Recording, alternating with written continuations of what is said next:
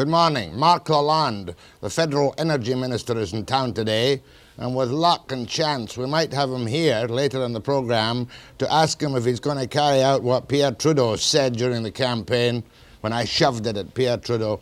Vote Liberal and get cheap gas? And we know that Lalonde is not having the easiest time of the world in Alberta at the moment and is liable to meet opposition from the BC government if they slap an export tax on their bonanza, which comes from natural gas exports from the vast fields of British Columbia. That's the news aspect of the programme. Also on the programme this morning, though, I have a woman editor. I don't know how I'm going to get on with her. MacDonald, the editor of City Woman, which on the face of it looks like a snob magazine for successful women and those who aspire to be successful in our affluent society, where women, I'm told, are taking their new and proper place now and in the future. That's Don MacDonald.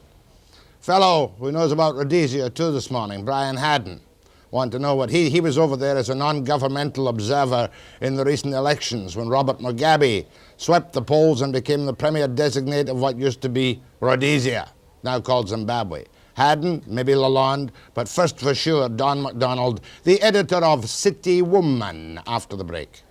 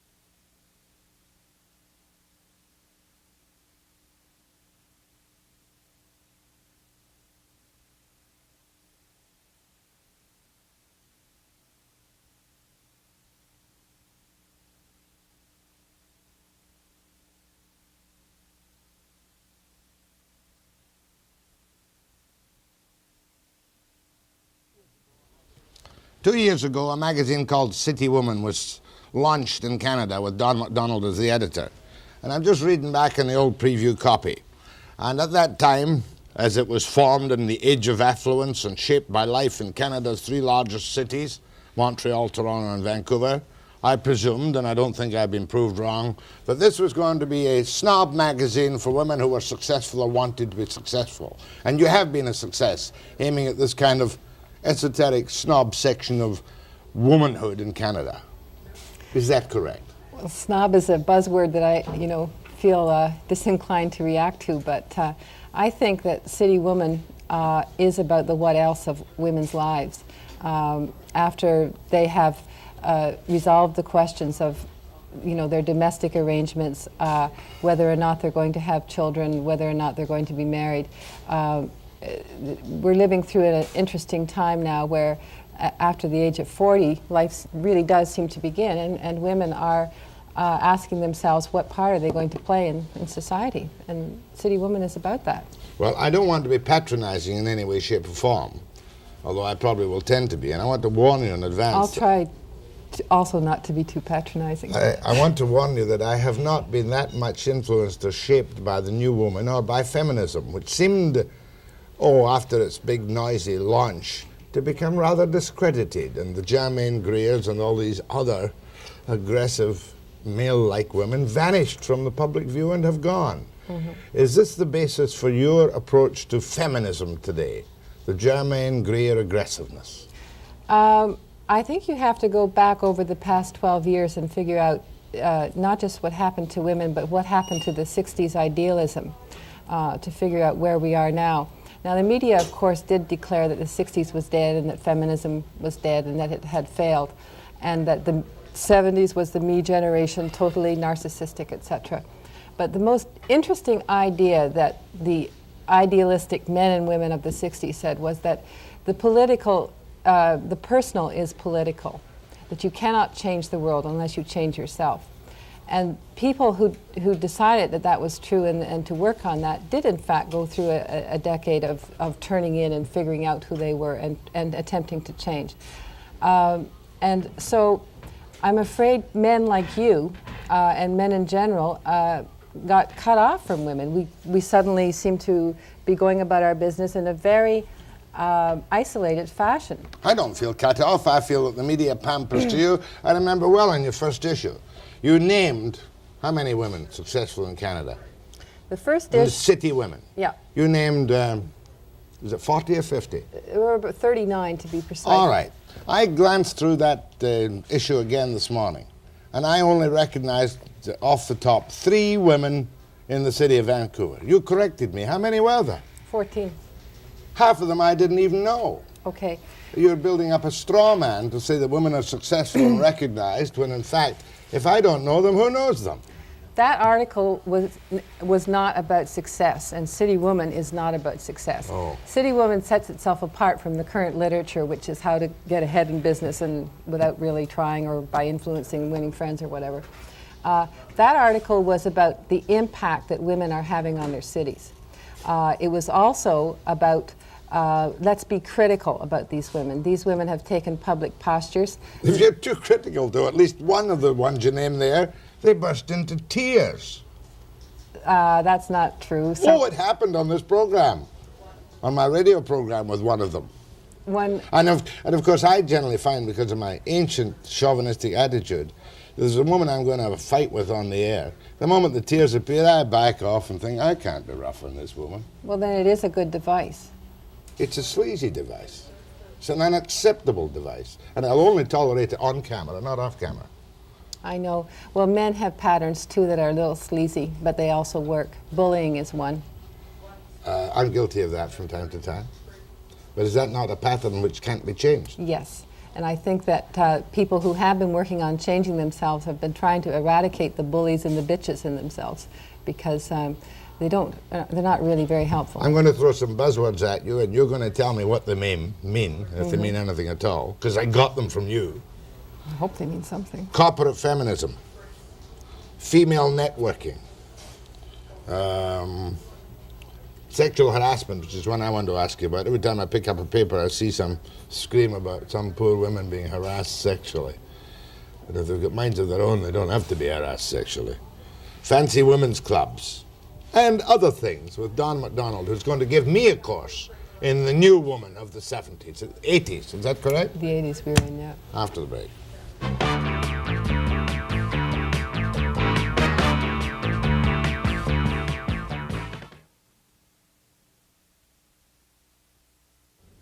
Before we get to your buzzwords, can you explain to me, though, why now, in this particular generation, after 20 years of feminism, right? 20 years of feminism? Women are still not making their mark in politics, provincially, more municipally, and federally. Why is it? You just can't get it through to them. If they're going to change the course of everything, they've got to take an active and major part in politics. Well, I think that is the next step, and I think that the routes that we've been following to rectify that situation have been wrong. The Liberal Party has been known for a star system of trying to go around and choose the women who are already prominent in other fields. And in fact, you can't become a politician that way. You have to go through the grassroots and find out what the whole game is all about.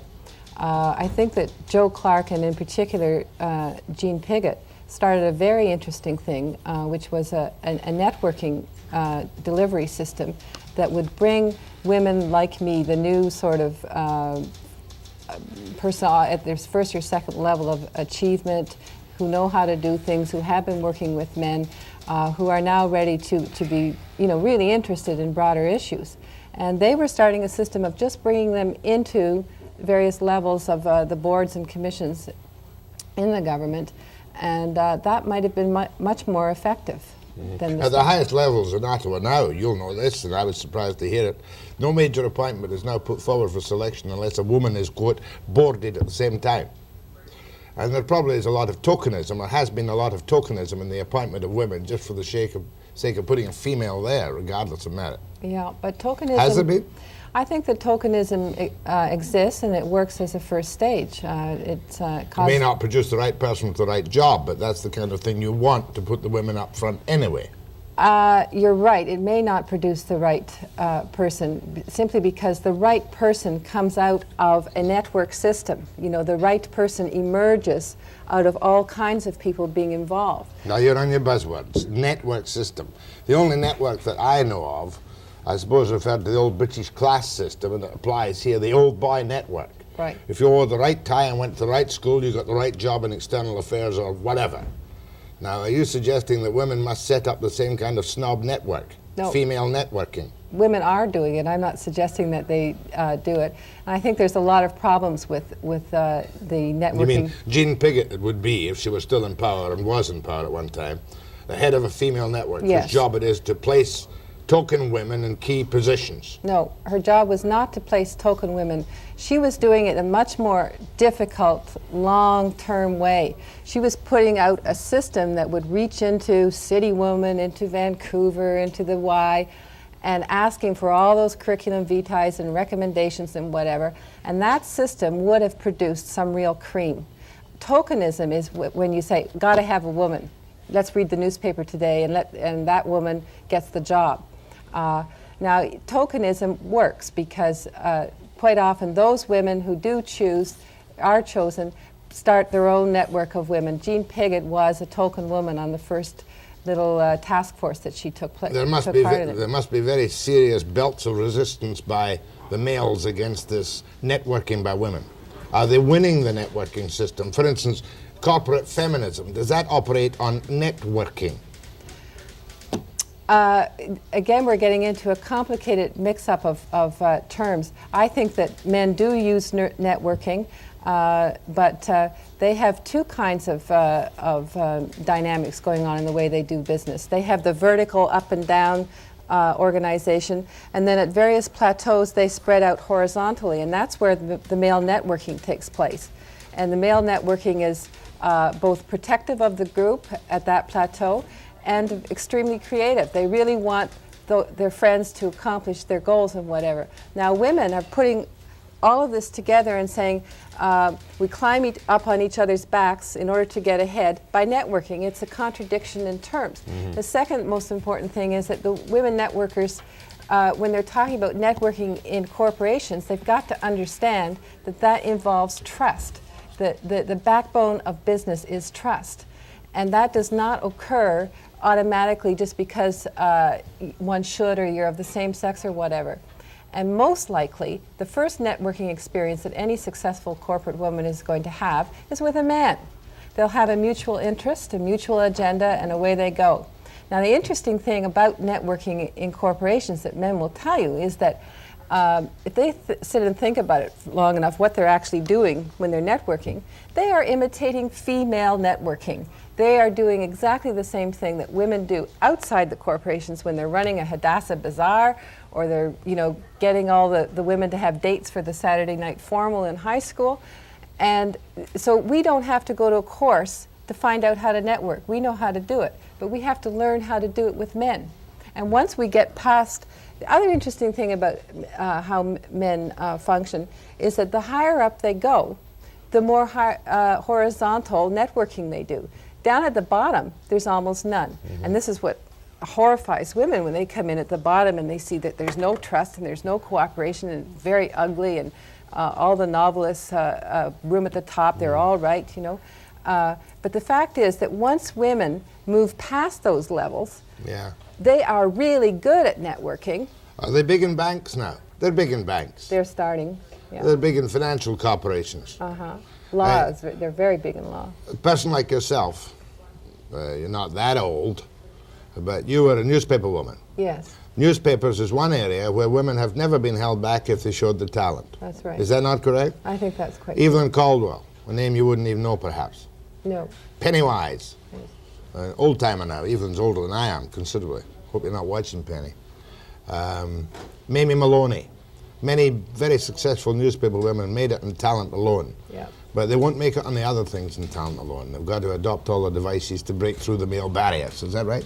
Yes. When you look at the possible routes that women could use to get out of whatever class situation they were in, becoming a movie star was one, which is comparable to becoming a hockey star. Right.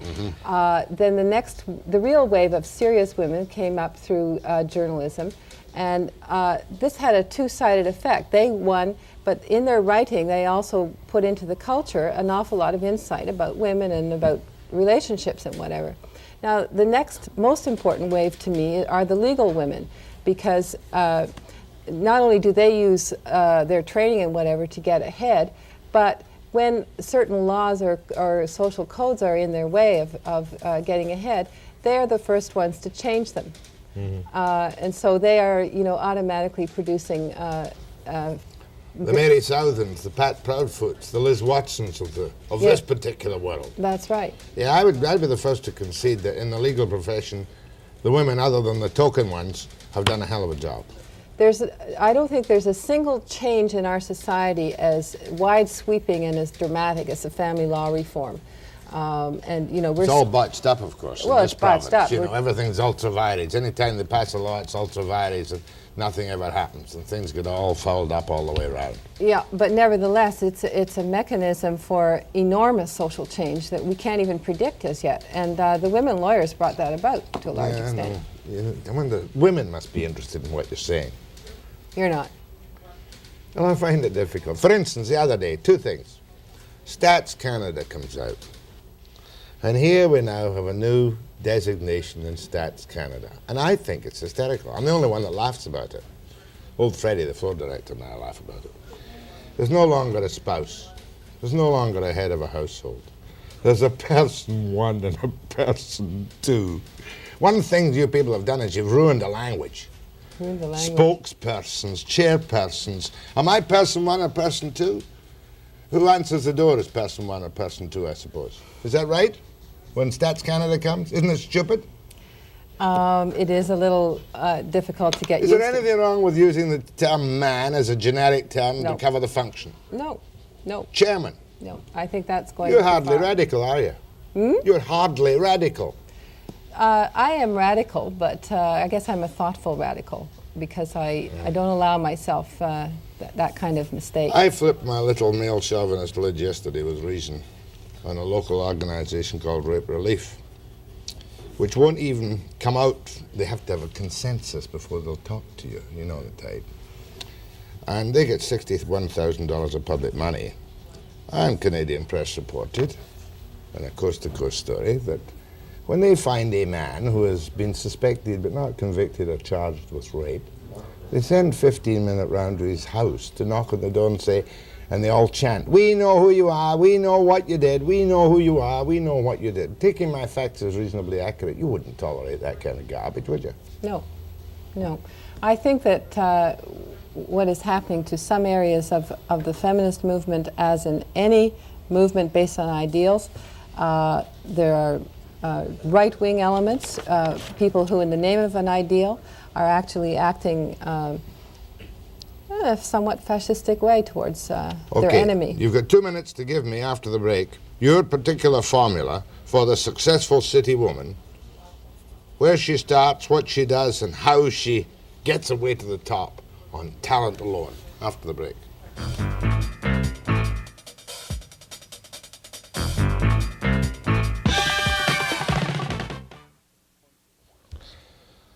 I'm going to go to the phones this time because it's getting beyond me, the whole thing. I mean, I'm quite honest about it. My attitudes are not to be accepted as modernistic attitudes on the role of women in society. Okay, if you're 30 years of age today, or 25 or 30 years of age today, and you are, I suppose, a career woman, there are some housewives who want to have babies still, I suppose, around, right? What do? How do you chart your career to get to the top as a city woman? Okay, first of all, I don't think the goal is to get to the top. The goal is to be alive. I thought that was always the goal. No, the goal is to be... Money is to get to the top. The goal is... To trample on other people, to be the boss. Well... There's no female Horatio Alger in the script. No. Okay, no. You take it. No. The goal is to be alive, to be productive, to give up this business of being a second-class victim, which most women are not anymore, certainly the ones that are reading City Woman. That's a snob remark. Most women still are, I would say quite seriously. From your point of view, second-class victims. They stay home, they struggle with money, they have to go out and get a second job to pay the incredible grocery bills and incredibly horrendous rent bills, and they're slaves to the economic system. All right. Well, I'm saying that they don't have to have that attitude mentally. Now, it's true that City Woman is directing itself towards women who have some privilege in their lives. But even those women think of themselves as downtrodden, which is absolutely ludicrous. They should look at what they've got going for themselves and capitalize on it. Plan the career. 25, 30, good university education. How do they do it? Well, the first thing they do is, get a job and start to function as adults. Start to learn an awful lot from men. Really, this is why I'm against this sexist female networking, because the real knowledge will come from the males. And the males will start giving that to you when they realize that you're good for them in business, that the same kind of thing they're getting from their other male colleagues, they're getting from you.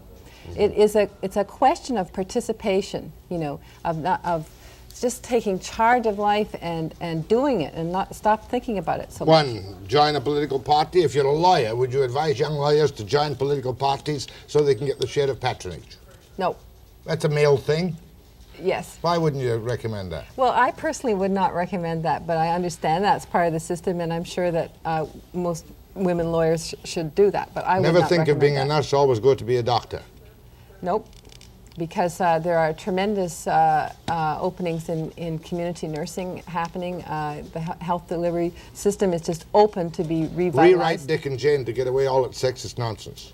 Sure, yes, let's get rid Remove the maternal instinct wherever possible from women by brainwashing. The maternal instinct, I mean, we can't possibly remove that. You're laughing at me. Well, these ludicrous ideas that... I'm putting it to you. That's why they want to rewrite Dick and Jane. They want to rewrite Dick and Jane and make Jane into a welder and Dick into a gay. Well, Jane can be a pregnant welder. Why not?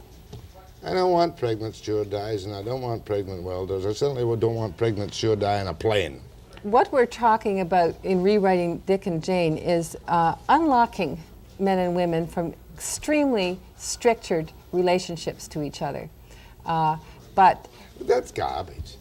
Unlocking men and women from extremely structured relationships. Yeah. What does that mean? That means, Jack, that you can only be a man, a macho man with me, and I can only be, a bitchy lady with you. And the fact is that you've got... I don't care what you are as long as you do your job. Fact is that you've got a lot of softness and femaleness in you. I know that. All right. Don't have to tell That's me what that, it's but all if I'm about. working with you, all I want you to do is do your job. That's right. But what about after work?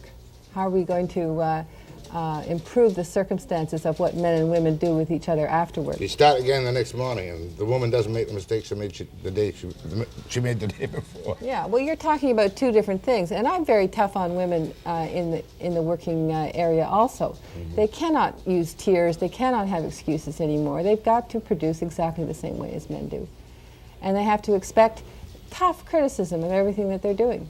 That's part of it.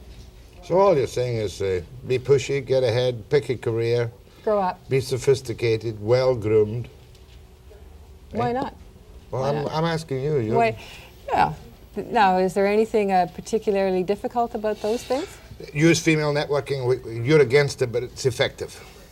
I'm for networking between men and women. There was a great attempt made to break down anti-female discrimination in all the clubs, and I think it's largely been broken down in Vancouver, except in the Men's Canadian Club, the Women's Canadian Club, and some of the snob establishment clubs of the men, where women are only allowed in, or were only allowed in certain places at certain times of the week.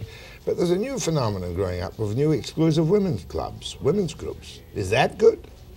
It's ambivalent in its goodness, I would think. On the one hand, I think that women do need a chance to get off by themselves and talk, but at the cost of, again, isolating themselves from the mainstream. Who's the most outstanding woman in Canada today, as an example? The most outstanding. Known by the public. I'm not talking about backdoor corporate lawyers. I suppose you've got to retreat to two Easterners. I would say the two outstanding women that come to mind, they're young women and people don't know them that well yet, are Pat Carney. And I mean, she's a star here, but she's only beginning to be known in the East. And we have a judge in the East, Rosalie Abella, who's about the same age as Pat. And these two women, to me, symbolize what we're all going to... Not Flora MacDonald and Jean Piggott. I don't think so. I think that they are the older generation's version of the successful women. Yes, yes. But they are successful. They did get to the top, even although they were trampled upon and backstabbed on many occasions on their way up. That's right. You got to be tough to get to the top, haven't you? Yes, you do. And sometimes that toughness requirement is so great that the best don't necessarily emerge. Same applies to men. Yes. Precisely. Okay, I'm going to throw you to the callers, if you've raised any interest at all on City Woman. And you can field the calls from women who are either perturbed by your attitude or approve of your attitude.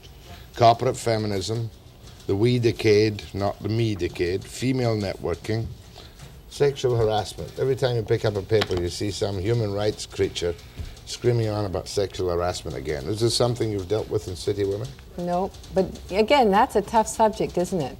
Because on the one hand, I'm inclined to say that the victims of sexual harassment, as the victims of rape, have some responsibility in what happens to them. However, when the event occurs, that does not allow the aggressor to get off the hook.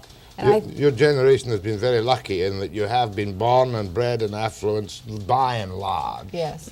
No hunger, no desperation, and it's very difficult once you get into the right job nowadays, especially in government, ever to be fired. Isn't it? Too much security for success, isn't there? I think that there's definitely a movement against firing these days, and that applies to men and women. Oh yeah, the union protects you even if you're not very good. Well, the lawyers protect you also. Don't mention the legal profession to me this morning. Webster and Don MacDonald, your calls to Don, editor of City Woman, after the break.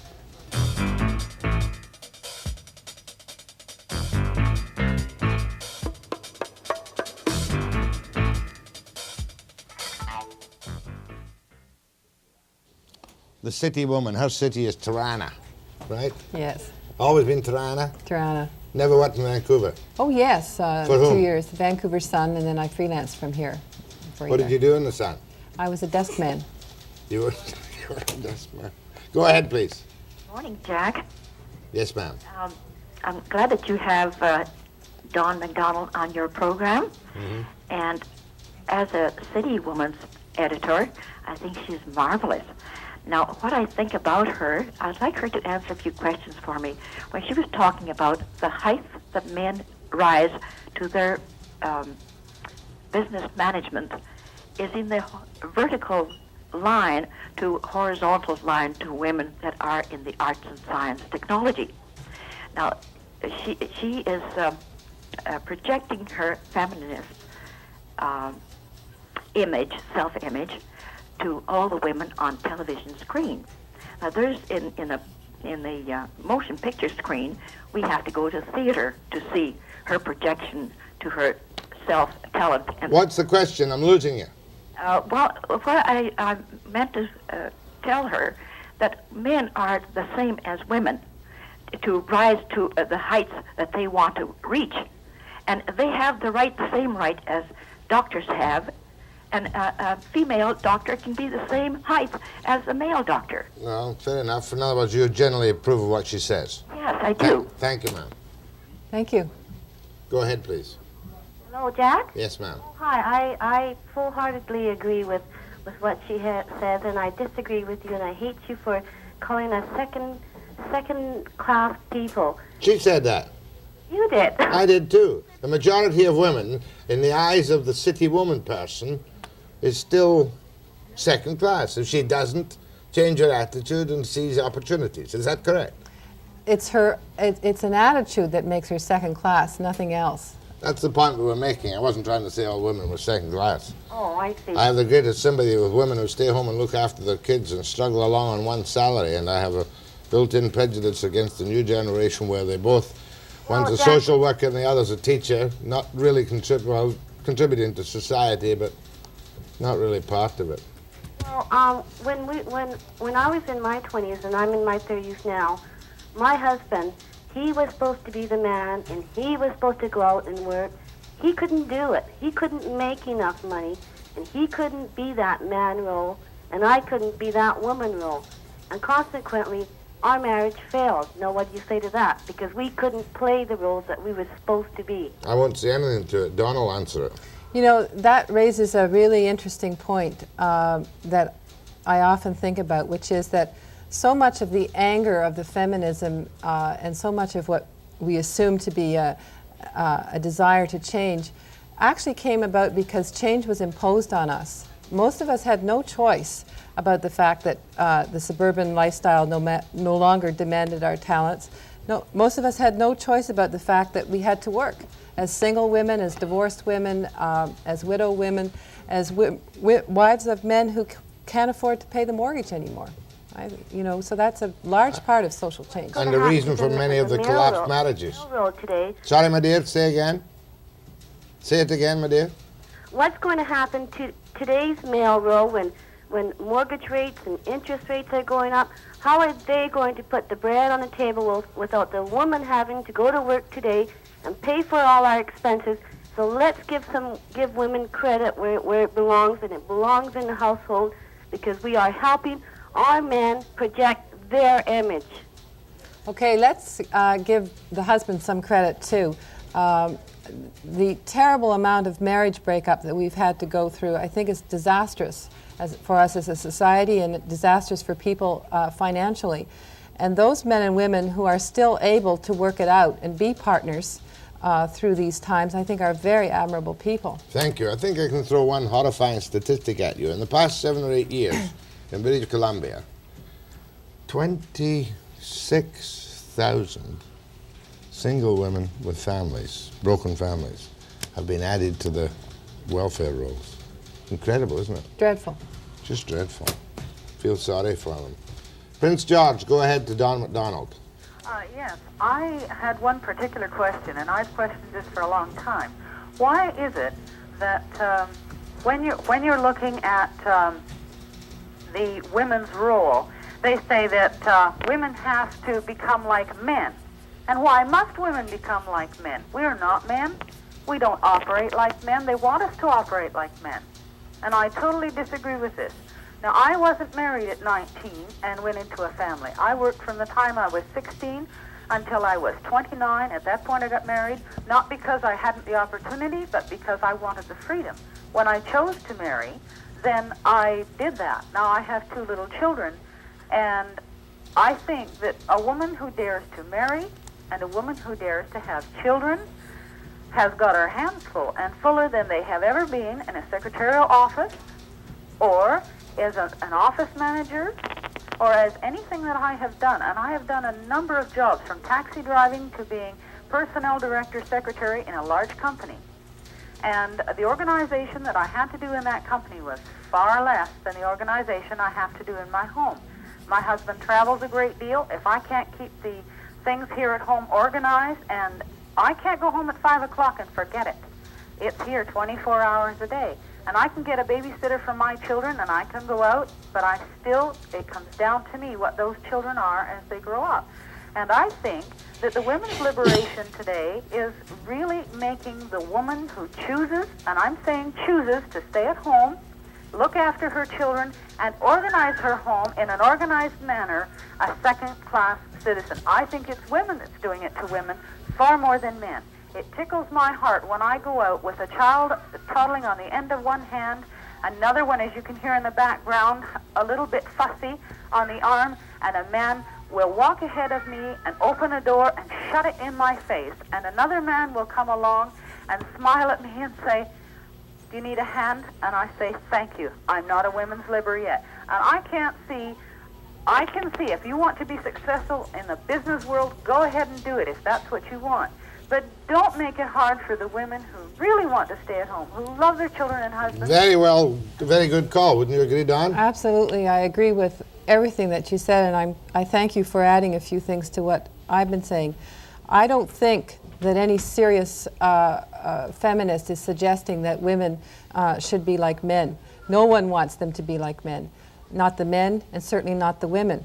What happens, however, is that for some women in the corporations or newly in the cities or trying to cope with enormous change, is that for short periods of time, they forget that they're women because they know that they're not doing the roles that women used to do in the past. And so perhaps they erroneously try and imitate male styles. But the answer to all of this, whether you're at home or at work, is that you've got to remember, first of all, that you are a woman. There's something very important that comes out of that. You'd prefer them to be a city woman, of course. That's just a crack. Thanks, ma'am. Campbell River. Yes. The previous caller took most of my conversation away, but anyway, if you would pass on from an old male chauvinist pig that it's a real pleasure to see a well-groomed and pleasant feminist. Wow. On that up note, we'll take a break and have one more segment with Don MacDonald, editor of City Woman.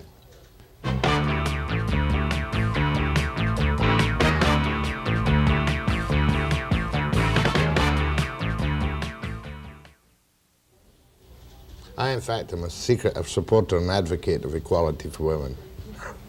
But I keep it as secret as I can. Well, that's because you're a civilized man. That's right. Sophisticated, too. Tolerant, reasonable, understanding, intelligent, and all the other good things. And as I say often... And you look great in blue. This is my undertaker's suit.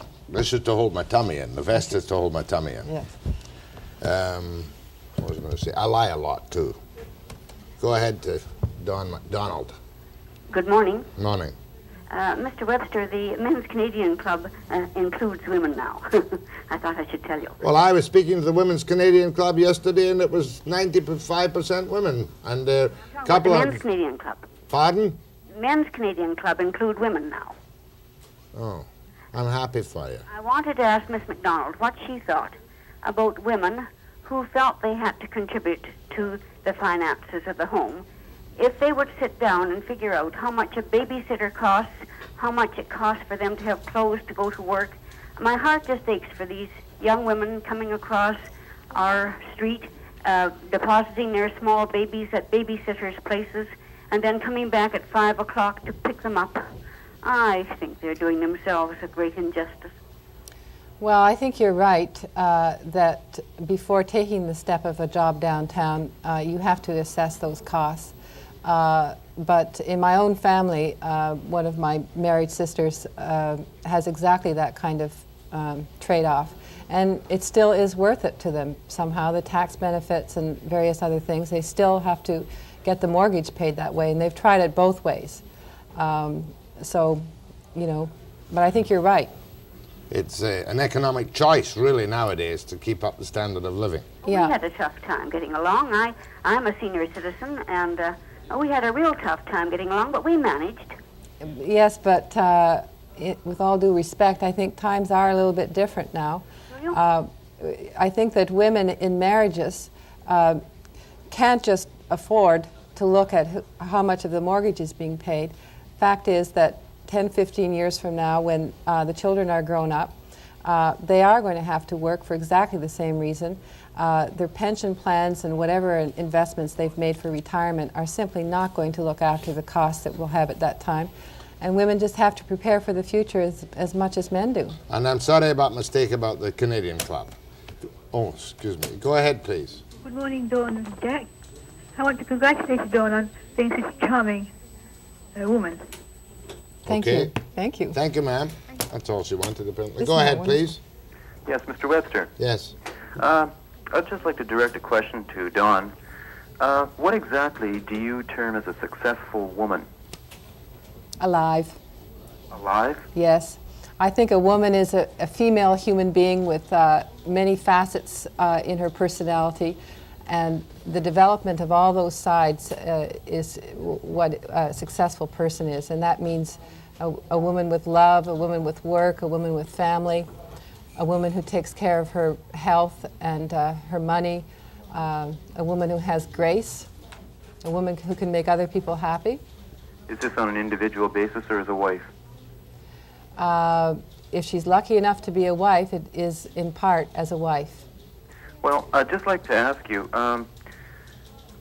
if a woman sets a goal that is not what you would call in the public eye, Yeah. would you consider her to be successful with her setting her own goal and achieving it? Absolutely, absolutely. Very few people have the inclination to go into public life. And the vast majority of people are working it out on their own terms, and those are the quiet heroes.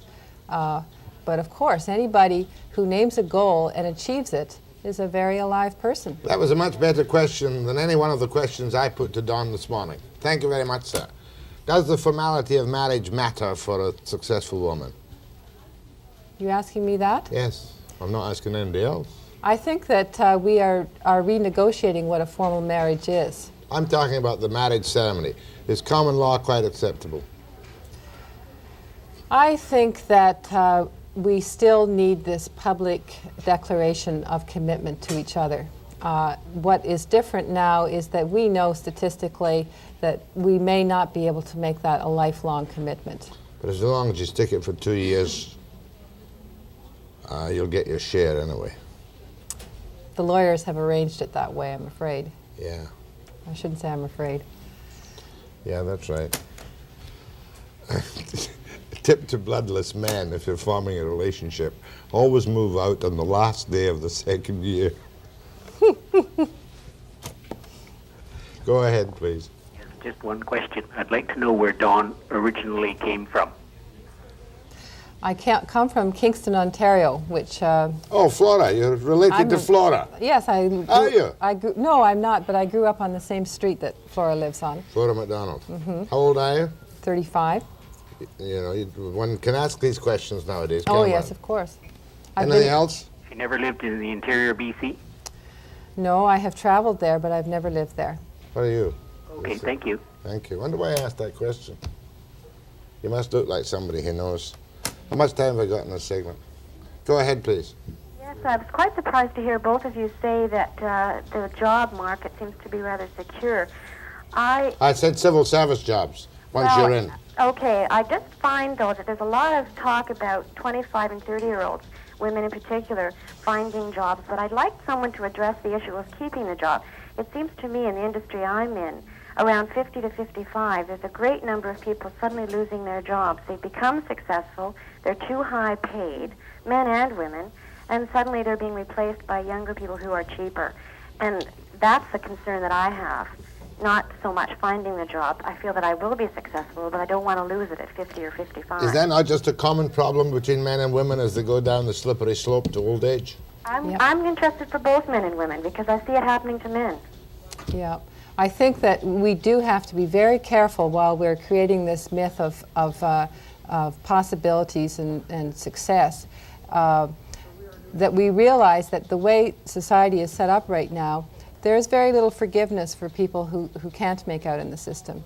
And I don't know what else to say about that, except that it's pretty tough these days. Thank you, ma'am. 5. I think this will have to be my last call, because I may have Lalonde squeezing in at the end, hopefully, and I've got the guy from Rhodesia that I want to have a little bash at. Go ahead, please. Good morning, Jack. And I have a piece on the Vogel case that I want to try and squeeze in this morning. We play as we go. We edit as we go, because we're a daily show. Go ahead, please. Good morning, Jack. Morning.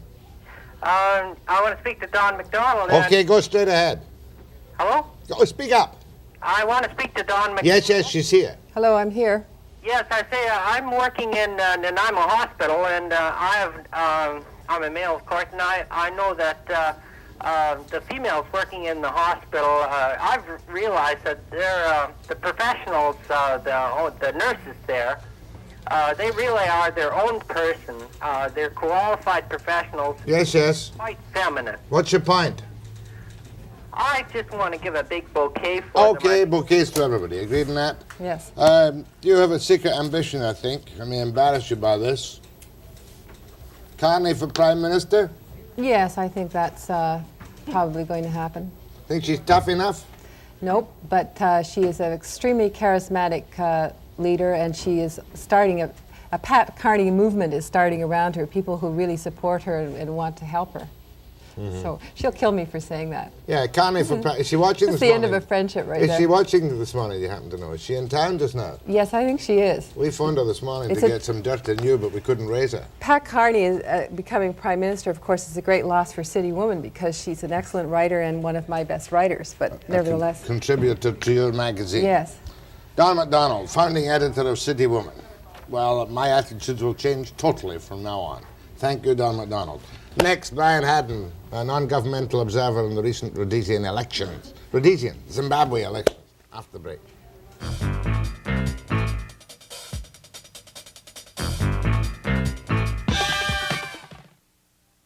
Don, thanks very much. Regards to Pat.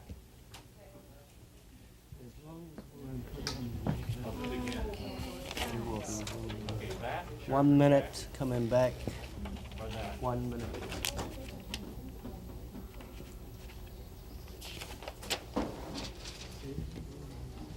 Okay, water? I may throw in Vogel on a short segment after Bryan. You find out for me, Suzanne? Seconds we got left. It's 2 minutes. How many? 3 segments? 3 segments left. I've only got 3 segments left. No. I'll do 1. 2 9s and an 8. No, you won't do that. I'll do 2 short segments and leave a long one. 2 short segments and a long one. 15 seconds. If I do 2 short ones, 2 short ones. I want to leave an uninterrupted one. Is Lalonde on the way, Linda? 7. Bryan Haddon was a member of the Canadian non-governmental observer team at the election in Zimbabwe, which is the new name for Rhodesia. It will be in a few days. Are you a Rhodesian yourself? I was born and brought up there. You left there some considerable time ago. 1963. 1963. How come you went back as an observer? You mean an observer of the ballot boxes and the places where they put the votes? Observer the whole election process. I was chosen because they wanted some person on the team who'd had some previous background in the country. I see.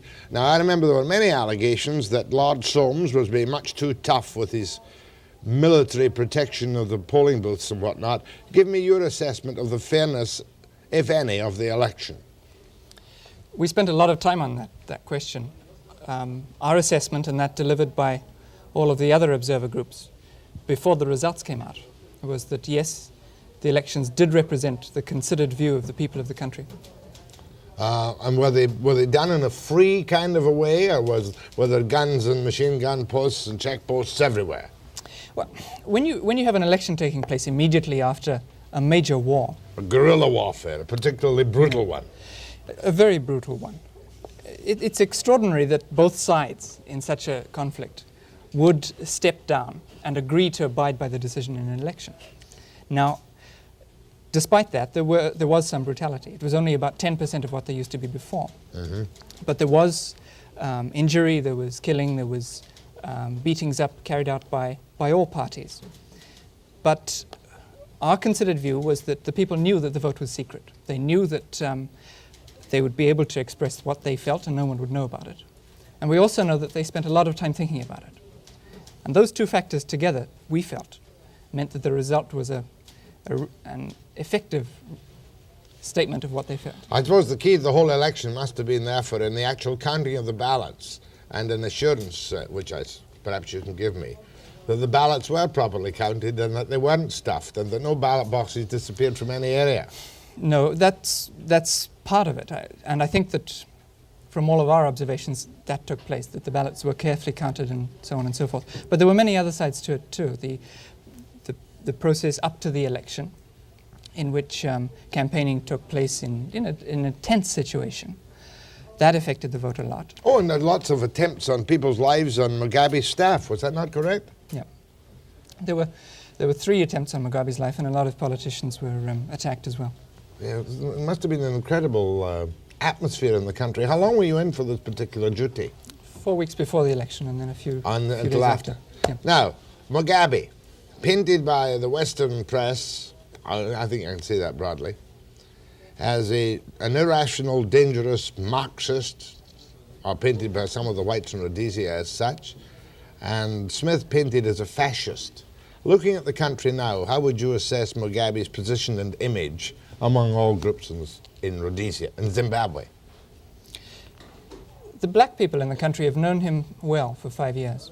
The whites didn't know anything about him until the day of the election. They've been quite shocked by him. They found his approach on television not what they expected. I was going up in an elevator with a woman the day after the election, and she said, you know, I didn't expect him to be so kind and warm, and he seems to be really pretty wise too. And I think those things really have shocked them. Well, I can recall myself to the shock there was throughout the world when a number of passenger planes were knocked down by his missiles. A couple of years ago, I suppose it'd be now, a year ago.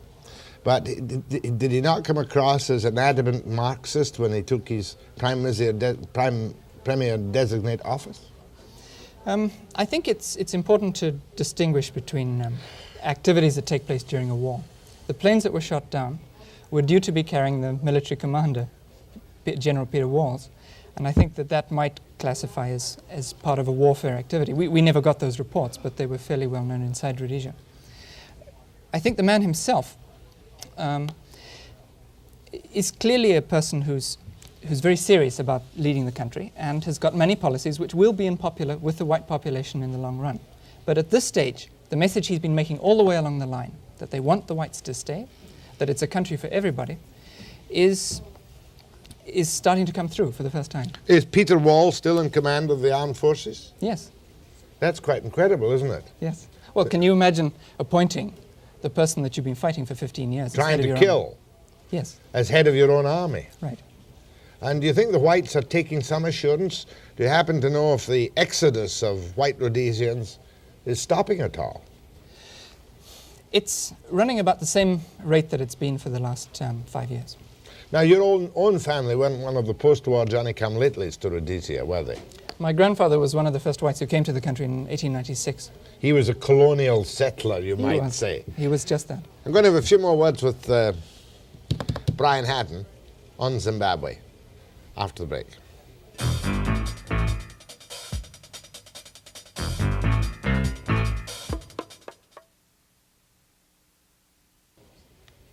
Bryan Haddon was a non-governmental observer. Which organisation brought you into this field to look at the elections in Zimbabwe? Canadian Council for International Cooperation. Oh, a Canadian body. I suppose this is really an historic thing. Can I think of another country where British colonial territory, broadly speaking, where there was fighting, where suddenly the guerrillas took over and took control of the armed forces and everything? What I think is most historic is that you had a major war going on, and both sides voluntarily, neither one having won, stepped down and agreed to hold an election. I don't think we've seen anything like that in the last decade. To whom would you give the principal credit? I think it's a joint one. I think it really has to go to everybody. I think it has to go to the whites, it has to go to the blacks, it has to go to some extent even to the British. Well, I mean, didn't Soames keep the cool on everything?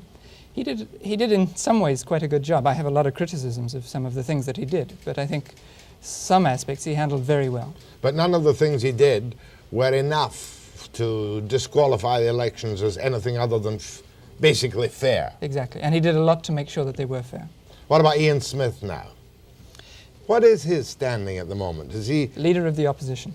Leader of the opposition. When the House sits, he will be sitting there as leader of the opposition. How many seats does Mugabe have? The Patriotic Front has 77 out of the 80 black seats. Mm-hmm. How about Muzorewa? 3. Muzorewa got 3. 77 went to Mugabe. How many have the whites got? 20. They elected 20, did they? Yeah. And it was set up to give them the opportunity for white-only voting in their constituencies, That's was right. it? Yeah.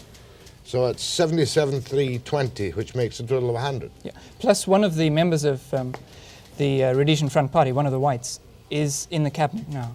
He was appointed by the new government to sit. As an observer in cabinet, more or less? No, an active member. He's in charge of commercial agriculture. Commercial agriculture. And General Peter Wall is still in charge of the army. Yeah. What's going to happen to the mercenaries who were in the army? And some of them not very nice people, who came from various parts of the world for, I presume, loot and money. Yeah. I think they're out. I think that they'll be out as quickly as the government and the armed forces can get them out. Will there be any punitive measures taken by Mugabe against those people whom he regarded as his principal enemies?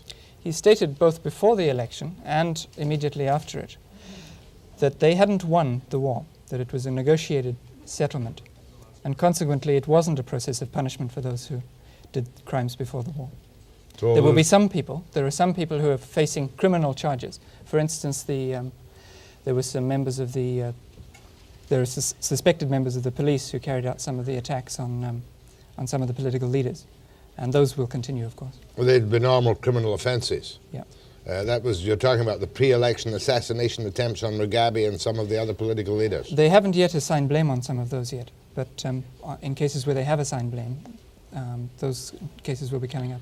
Do you think that Mugabe can operate a reasonably democratic state within his Marxist beliefs, or do you think it will become a kind of oligarchy as several other African states, which started off with great talk of British-type democracy and finished up as dreadful places, as far as freedom is concerned? Yeah, it's hard to say. I would say that there are a lot of constraints operating on the government at the moment. Well, now, Bryan, I'm glad you've been here and you're holding a public meeting on refugees in southern Africa in the Langara campus auditorium, 100 West 49th, on Friday, March the 21st at 8 p.m. Is that correct? Right. Thanks for coming. Okay. I know a little bit more about Zimbabwe than I did. My thanks. Next, Marc Lalonde, Minister of Energy in the federal government.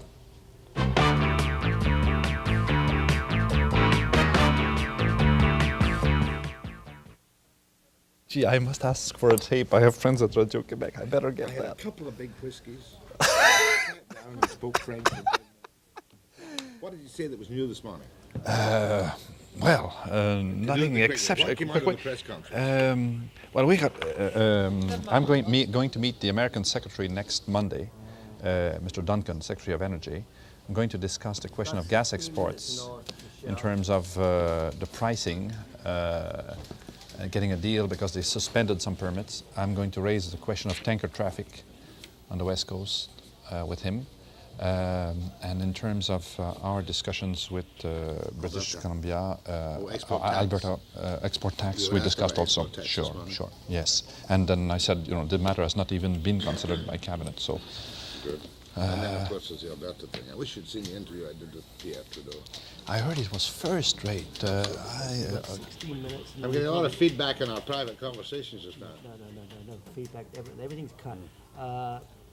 16 minutes, and then you can go over after that, okay? No, we'll do the 16 minutes 16 and that will go. We've got yeah, 16 straight minutes. Great job, that's fine. A man with one of the most difficult, if not impossible, tasks in the country is Federal Energy Minister Marc Lalonde, who much to his great surprise saw his party re-elected and got the energy portfolio. Well, I wasn't surprised. You were astonished and happy because it must have been a dreadful interregnum when for those miserable months you were in opposition and had lost power. No, frankly, I enjoyed my time in the opposition. It might look surprising, but for the first few months, I had nothing to do to begin with, and I had not had a long holiday in a long time. And when the House started, really, I found it quite interesting not to have the responsibility of governing and being able to criticize right and left. My children said I would be good at criticizing. Are you not? Now that you're back in power and you've got this dreadful portfolio, and it is a tough one, isn't it? It's a tough one. It's a tough one on which the future of Canada depends. Yes, indeed. It's very, very important in terms of the future of the country. There's no doubt about it. And here you've got a Prime Minister in Alberta, Peter Lougheed, who won't even talk to you. You must deal minister to minister. He will only talk to Pierre Trudeau. Well, that's the view of Mr. Lougheed. I'm ready to talk to anybody who I'm told speaks for the government, and I assume that the Minister of Energy for Alberta speaks for his government, and that's fine with me. If Mr. Lloyd wants to speak only to the Prime Minister, that's fine with me too. Mr. Trudeau on this program was questioned quite sharply on the question of vote Liberal and get cheaper oil and gas. Now that you're back in power, is it not a fact, Mr. Lalonde, that if and when you make a deal with Trudeau, it will be with Mr. Lougheed. With Lougheed. It will at least be at the level which had been tentatively negotiated by Joe Clark? I don't think so. First of all, we will not have the 18 cents tax. As a matter of fact, not only do I don't think so, I assure you that this will not be the case. We are not going to have the increase of 18 cents in the excise tax this year, and we're committed to have an increase in the price of oil of less than $4 a barrel this year. And we've also said that over the next 4 years, the price to the consumers would be lower than it would have been under the Conservative proposal. Well, you're safe on that as long as you don't introduce the 18-cent excise tax. Well, that's a first step. There's no doubt about it. And it is not insignificant. It represents $2.5 billion a year saving to the Canadian consumers. So it is not indifferent. The price of oil will go up. It has to go up. We have to recognize that. But our argument was that the Conservative proposal was excessive, and we still believe that, and we're going to negotiate on the basis of the mandate we obtained from the people of Canada. Was not the tentative settlement arranged by Joe Clark's people with Joe Clark with Lougheed $4.50 a barrel this year? No, $4 this year, $4.50 the following years, and to arrive at 85% of the Chicago price, which is roughly international price. So that is a very important factor that has to be borne in mind, and we've said that we must dissociate the Canadian price from the international cartel that is the OPEC price. But Joe's plan was to go 85% of the Chicago price at the end of a 4-year increase. That's right. Do you have the identical objective? No, definitely not. We believe that there should be a price determined in Canada on the basis of the Canadian cost of developing our resources, and we believe that it is unreasonable to tie ourselves to a purely artificial price that is set up by this cartel that is called the OPEC countries. Let me take it quite simply for my benefit, Mr. Lalonde.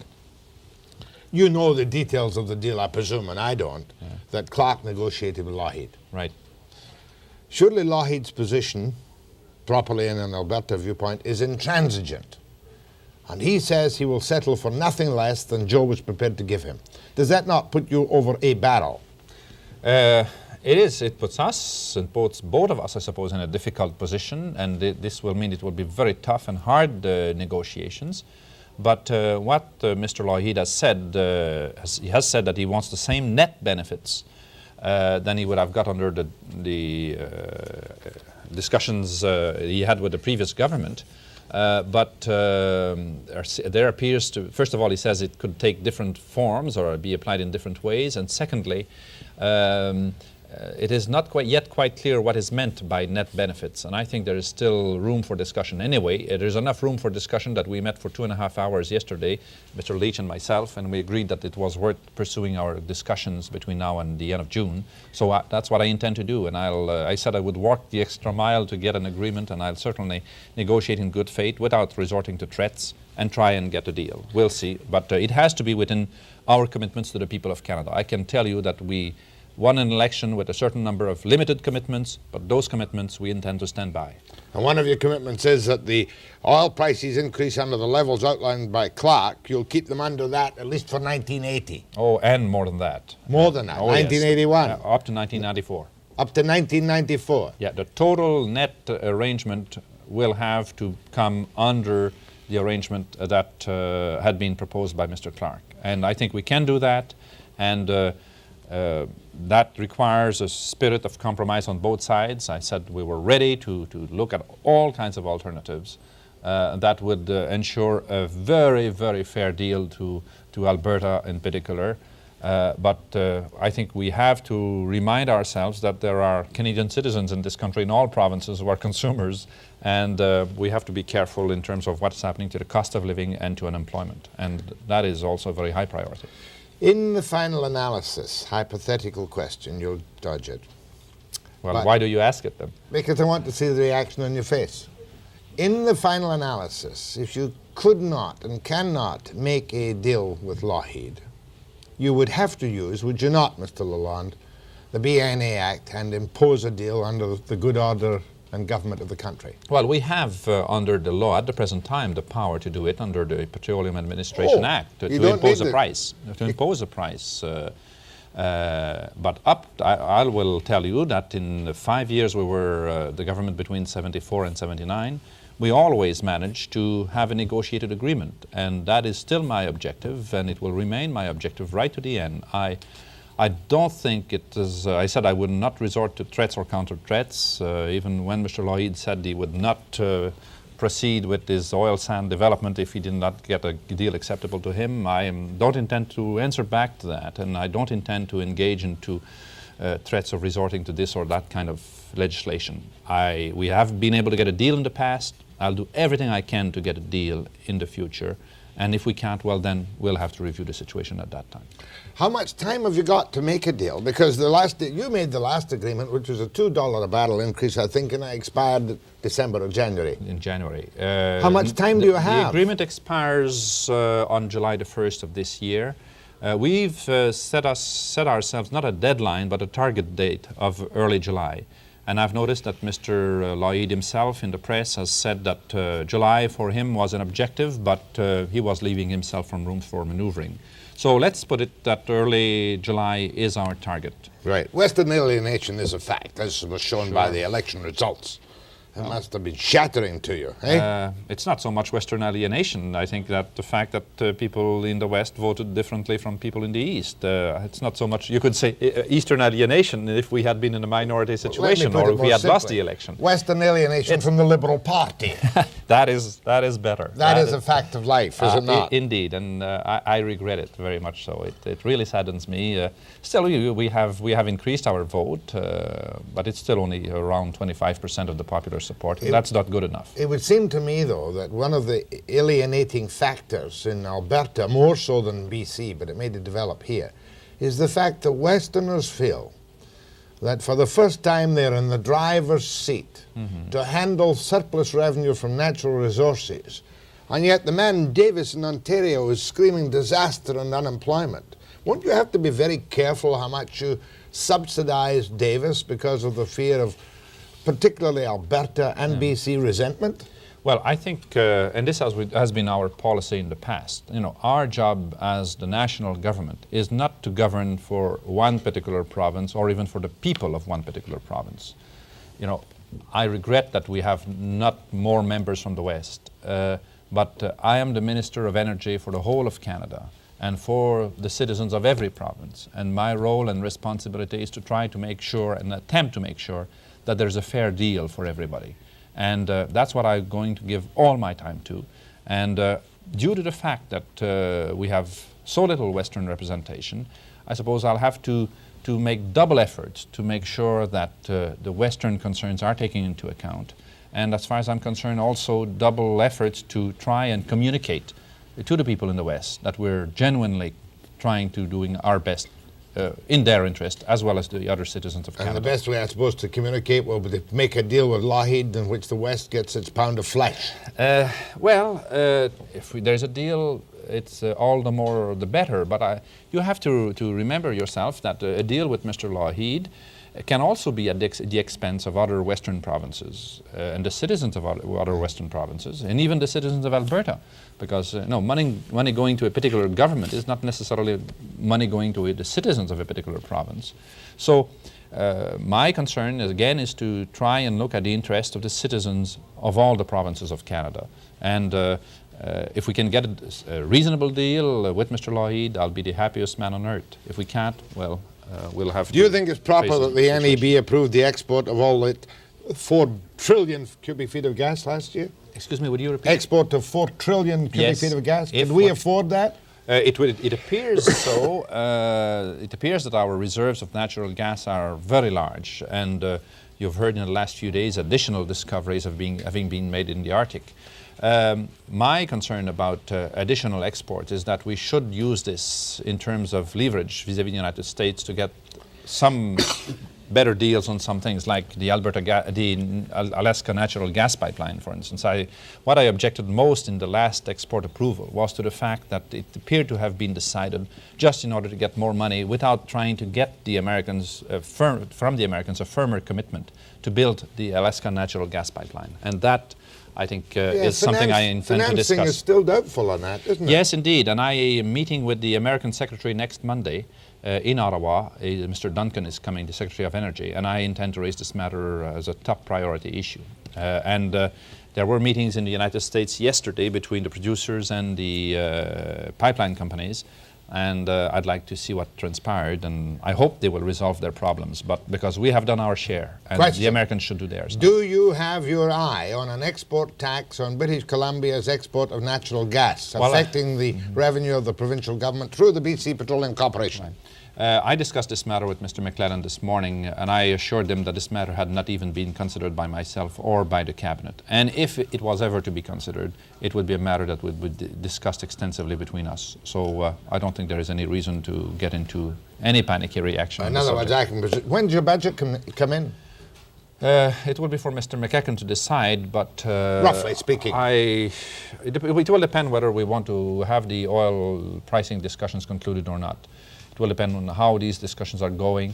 Mr. McEachern may decide to wait for that until July, or he may want to go ahead before that, but I can't tell you what. But I could presume quite logically that you haven't got your hands grasping out on an export tax at the moment in any way, shape or form. Very definitely not. That's not being considered at the present Mr. Lalonde, you made a statement, or I think you told me before the program, that you're going to make another effort to stop the tankers coming down the West Coast. Yeah. You are aware, sir, that there are big tankers coming down the West Coast now. Yes, and that the American Northern Tier pipeline claims it's all set to go to build it. Are you not whistling Dixie when you say that you're going to make an effort to stop tankers on the West Coast and that we are faced with a fact of life? They're there now and they're going to get bigger? Well, I think frankly that the Americans are not going to do anything between now and November on this whole issue, their November election. I don't think anything will happen one way or the other. There may be noises, but I am very skeptical that before their own election they'll do much. So my strategy would be to tell to them again repeatedly and quite strongly our opposition to their approach to this whole issue. And when I see what has happened with the Alaska gas pipeline, which they were going to proceed with on a very urgent basis 2 years ago, and they are still talking about it and wondering whether they are going to do it, that leads me to conclude that really that Northern Tier oil pipeline is not yet made, and it may take several years, and in the meantime I don't think we should relent on our pressures on the United States Authority, expressing our objections and trying to get them to reconsider the matter, even though they may say, oh well, the decision has been made and all that.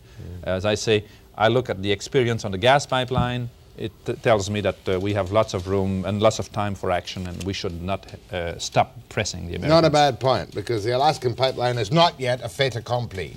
Not by any means. I regret it because the Americans were pressing us years ago to take speedy action, and they were telling us that it had to be done very urgently and all that, and now we're waiting for them. In your previous incarnation, Mr. Lalonde, you did dither a bit on the tankers on the West Coast. Are you telling me now that you will no longer dither, but press strongly for an all-land pipeline from Alaska through British Columbia down to the American refineries? Well, first of all, I can tell you I was not a member of the government at the time, and secondly, I will not want to appear to endorse your statement as to our so-called dithering.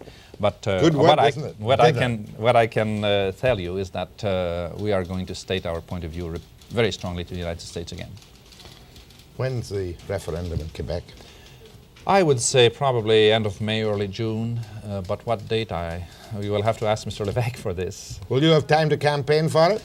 Oh, yes. Campaign against it? I will be campaigning for sure. I have already campaigned during the last election, but obviously my portfolio responsibilities will come first, but even in those responsibilities, they are very important in the referendum debate, because the type of negotiations we'll carry on and the type of deal we may be able to achieve may have an appreciable impact on the referendum results. And you guarantee us the gas at the pumps will be cheaper, although much higher than now, under the libs? I guarantee indeed that although the price will have to be higher, it will be cheaper than it would have been under the Tory government. My thanks to Marc Lalonde, Federal Minister of Energy. Webster after the break.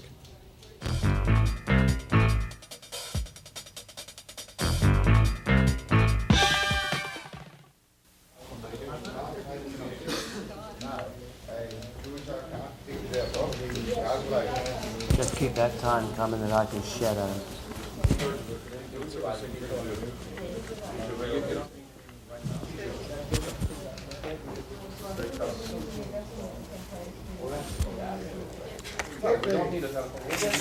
One minute.